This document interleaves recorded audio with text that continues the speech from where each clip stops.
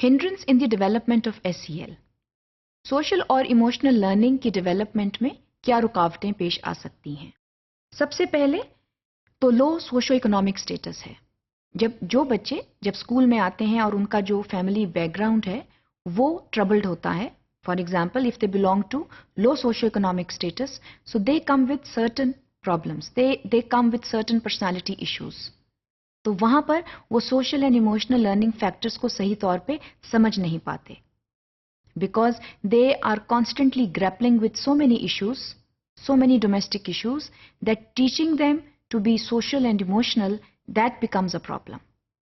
اس کے ساتھ ساتھ وہ اسٹوڈنٹس جو ٹربل نیبرہڈ سے آتے ہیں, ایسی پاکٹس شہر میں ہیں جہاں ٹربل نیبرہڈس ہیں, جو وہاں سے بچے آ رہے ہوتے ہیں اسکولس میں, ان کے لیے بھی ان فیکٹرز پر توجہ دینا جو ہے وہ مشکل ہو جاتا ہے, کیونکہ ان کا جو ایکسپوجر ہوتا ہے وہ اور طرح کا ہوتا ہے, اور وہ ایکسپوجر جو ہے وہ سوشل اینڈ ایموشنل لرننگ کو بالکل کیٹر نہیں کر رہا ہوتا. They come from environments which may be devastating. تو وہاں پر ان کو ان فیکٹرز کو سمجھنے میں بہت مشکل پیش آتی ہے.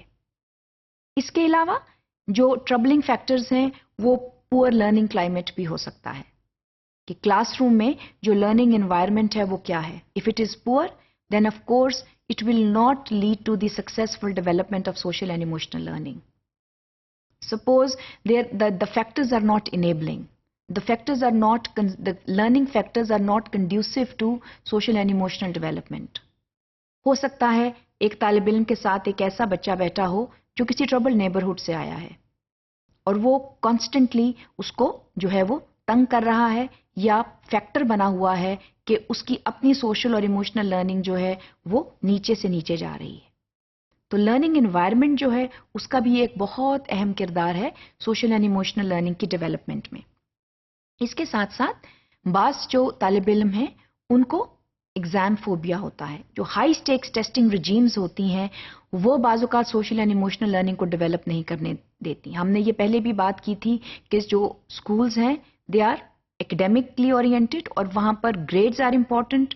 ایک ایگزام اورینٹڈ ہماری سوسائٹی ہے جہاں پر the ultimate aim is to get an A grade. تو وہاں پر جو سوشل اینڈ ایموشنل فیکٹرز ہیں ان پر توجہ نہیں دی جاتی, اسکولز کے خیال میں وہ اہم ہی نہیں ہوتے.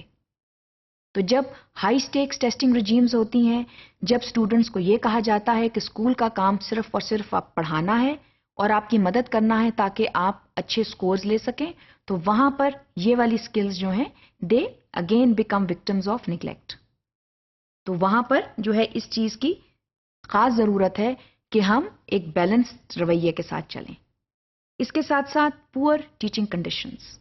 Suppose the teachers do not manifest these skills. وہاں پر اگر ٹیچر جو ہے وہ ایک بیڈ رول ماڈل ہے, ایک inadequate رول ماڈل ہے for the manifestation of social and emotional learning, تو جو اسٹوڈنٹس ہیں وہ کہاں سے سیکھیں گے, کیونکہ اس کی انوائرمنٹ میں یہ اسکلز نہیں ہیں. ہو سکتا ہے اس کے ڈومیسٹک انوائرمنٹ میں بھی یہ اسکلز نہ ہو اور ٹیچنگ انوائرمنٹ میں بھی یہ اسکلز نہ ہو.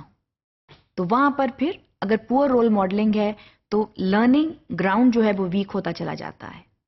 اور اس کے ساتھ ساتھ جو poor demonstration of these skills ہے that also diminishes the possibility of it successful application. جہاں پر ٹیچرز اور ایلڈرز اور اسٹیک ہولڈرز جو ہیں وہ اس کی پور ڈیمونسٹریشن کر رہے ہوں گے, تو وہاں پر یہ اسکلز جو ہیں وہ کس طرح اسٹوڈنٹ سیکھ سکتے ہیں.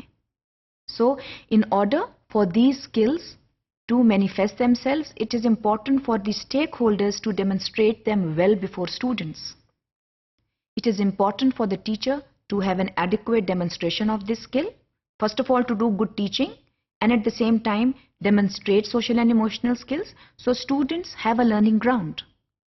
Parents should demonstrate these skills. Principals and vice principals and other coordinators and administrative staff should manifest these skills. اگر وہ نہیں کریں گے تو وہاں پر اسٹوڈنٹس کا لرننگ گراؤنڈ بہت ویک ہو جاتا ہے, اور ڈائریکٹ مورلائزنگ سے یہ اسکلز جو ہیں آپ نہیں سکھا پاتے.